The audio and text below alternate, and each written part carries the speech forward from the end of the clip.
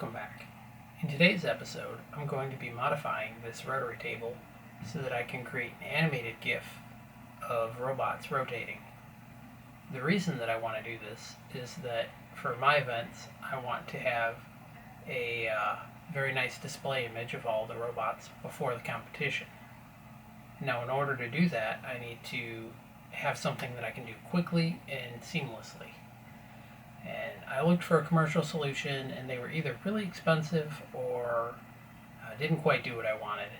And so the only solution I have is to hack or modify something. Alright. So I thought this thing would be very easy to take apart. And unfortunately, I couldn't be more wrong. I've already taken this apart once, and there's no screws on it.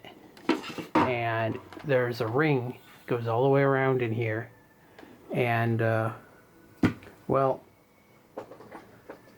I shouldn't have put it back together because I'm probably going to have a hell of a time getting it back apart. But what I'm going to do is just go ahead and pry this up and see if I can't get it apart.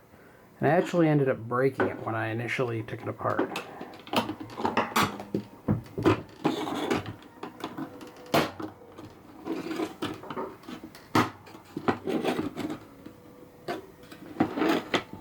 So, if you're going to do this process, I highly recommend you do not buy this brand, which is a COM XIM.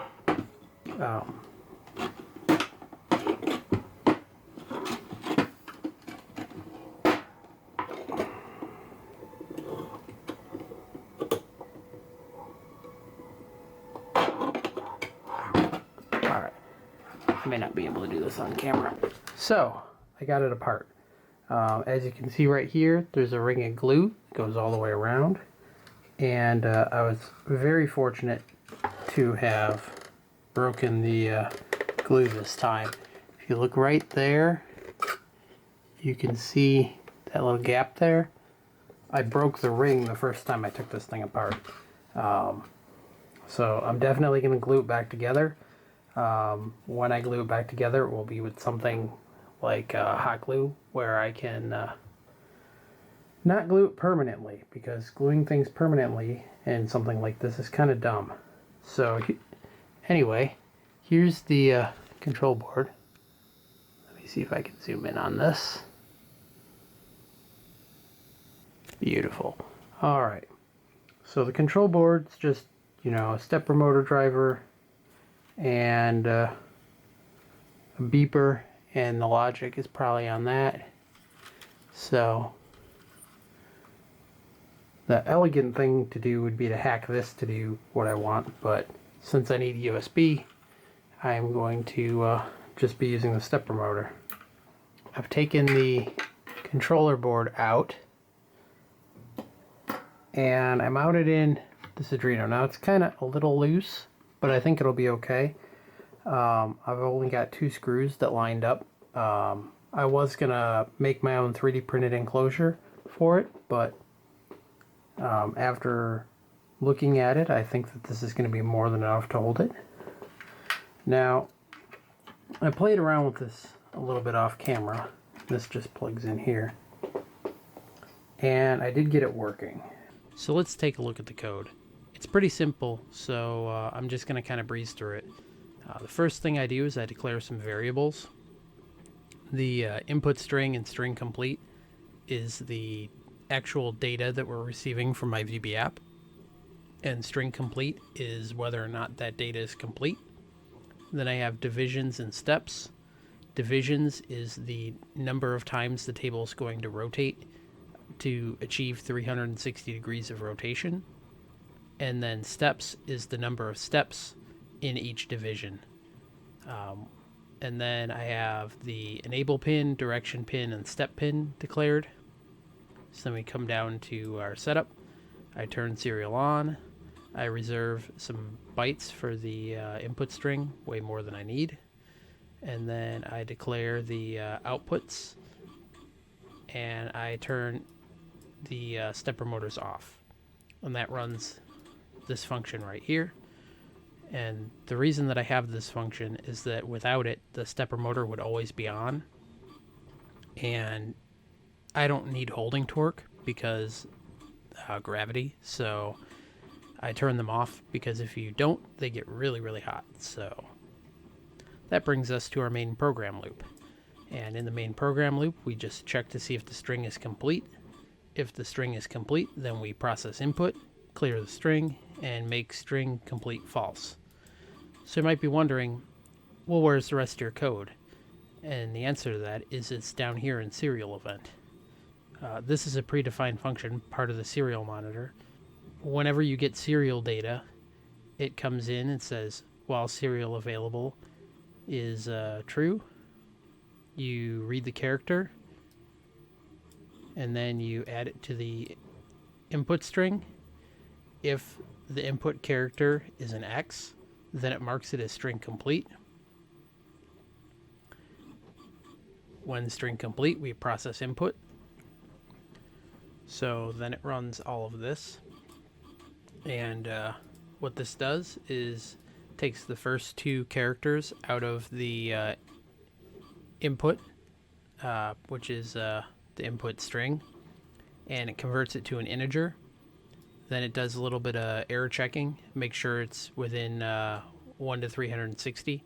Now obviously I'm only taking 2 digits here, so it's never going to be greater than 99. This is limited in the VB app side, so I should probably change that, but it doesn't need to change. And then assuming there's no error, it runs this portion of the code, which turns the stepper motor low, and then it calculates steps, which the steps is 6840 divided by divisions. The 6840 was determined by, I set the stepper motor to move 100 steps and then a short delay, and I sat there and I counted the number of times it took to go all the way around, and it wasn't quite 100 steps, it was kind of in between, so I made it 6840. And that's good enough for our purposes. And then that's it for that. So I put a short delay in here, and that's so that the VB app can catch up and make sure that it doesn't miss the first picture. And then I have my picture taking loop. So for I equals 1 to the number of divisions, I++, we move the stepper motors to rotate the table. We have a short delay to account for the camera being able to focus, and then we tell it to take the picture, and then we start all over again. And then finally, when we're done, we turn the stepper motor off. And then this is the function that moves the stepper motor. That's this line calls this function, and that's it. And it's pretty straightforward. Let's go ahead and launch the VB app. So this program I wrote in VBNet, so I can connect to the Arduino, which in my case is COM3. I can connect to the camera that I have. So here's the table, and I've got my vector kit sitting on it. And then I have this slider bar, which goes from 10 to 32. And that lets me determine the number of pictures I want to take. So say I want to take, let's say 24 pictures. That comes out pretty good. So then I hit close setup. And then I have,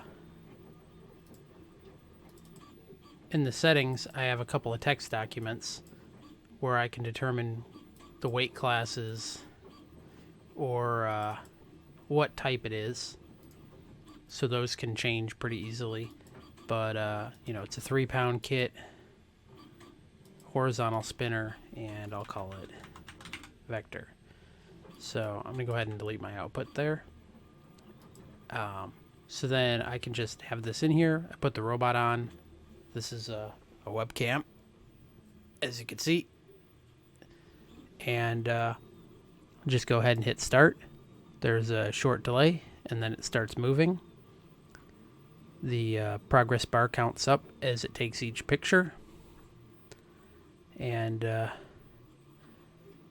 just kind of moves through all the rotation here. This takes about 30 to 45 seconds to do. I can make it a little bit faster, but if the robot's heavier, it'll lose steps. So I think this is about the speed that I'm going to end up going with. And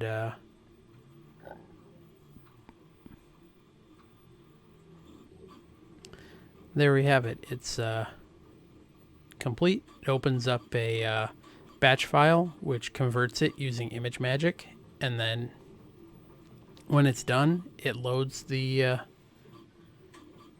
GIF here for me to look at, and that looks pretty good. So I'm going to go ahead and click accept, and then it's ready for the next person to put their robot up. So if I go over here, this is the output folder. I've got a horizontal robot that's named Vector. So if I click on it, there's the larger animated GIF. Sorry for the poor lighting on that. I don't have the lighting set up. And that's pretty much it. My plan is to use this program to get 360-degree captures of everyone's robot at the event that I run. I have not set a date for that. I'm still working on the arena. I'm going to be posting videos on that hopefully in the next month or two. I'm not really sure. So if you're into that kind of content, or you like this content, please take a moment to like and subscribe this video, and let me know what you think in the comments.